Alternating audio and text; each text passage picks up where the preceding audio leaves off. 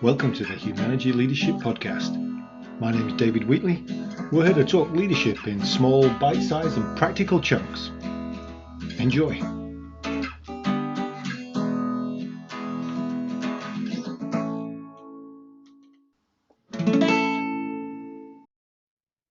So one thing that's come up quite a lot in my coaching recently has been the idea of strategic time.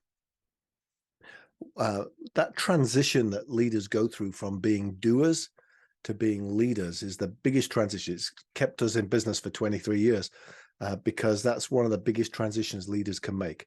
They are talented doers, so they get promoted to be leaders of doers, and they're still the most talented. I talked about this a number of episodes ago with the idea of going from quarterback to coach.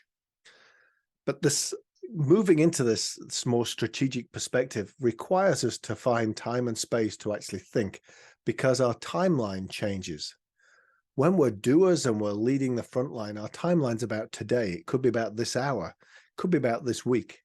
When we become more strategic, our timeline becomes about the next quarter, the next year, the next 3 to 5 years. And so we have to see things very differently. And so that's why I always encourage my coachees to schedule strategic time every week. And if you're not being strategic, then the question is, who is?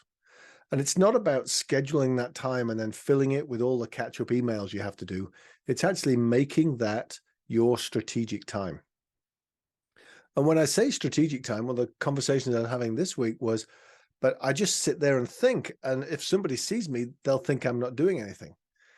And yes, that's right. You should sit there and think. That's perfectly okay. And if somebody sees you and thinks you're not doing anything, they don't understand your role, because your role is no longer a doing role. It's about being strategic, which is more thinking.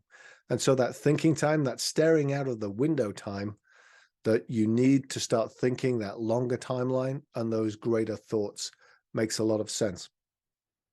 A number of years ago, I was coaching somebody at a large automotive organization, and they'd just taken over an engineering, design, R&D department, and they interviewed all the staff at this department, and they all complained about Bob. And when they were complaining about Bob, the thing that they said was that they didn't like the fact that every Friday Bob went to lunch and came back, and he went back to his office and he turned the lights off, shut the blinds, and had a nap. And they were all upset that this was being allowed to happen. So the guy I was coaching was smart enough to say, I'm not going to jump on this straight away. I'll wait until I've heard from Bob. And Bob came in, and my coachee said, so tell me about Fridays. And he said, oh yeah, Friday afternoon. I come back from lunch and I go back to my office and I turn the lights off and I close the blinds and I put my feet up on the desk and I close my eyes and I try to think great thoughts. Well, this surprised my coachee, that this honesty and candor that came out. And so he did a little bit more investigating. And it turned out that this one engineer had more patents than the rest of the team put together. So those great thoughts on a Friday afternoon were obviously delivering. That strategic time, creating the environment to think of those great thoughts, was what was necessary to deliver the patents that were being put out there by the organization. So if we're not thinking, we're not creating the space to think like that, we're not creating the time and the opportunity to stare out the window and to look for those great thoughts, then we tend to slip back into the doing, and we're not leading the organization in a strategic way. That was the Humanergy Leadership Podcast. My name's David Wheatley. For further information about Humanergy, go to humanergy.com or check out our latest book, What Great Teams Do Great, from all good bookstores.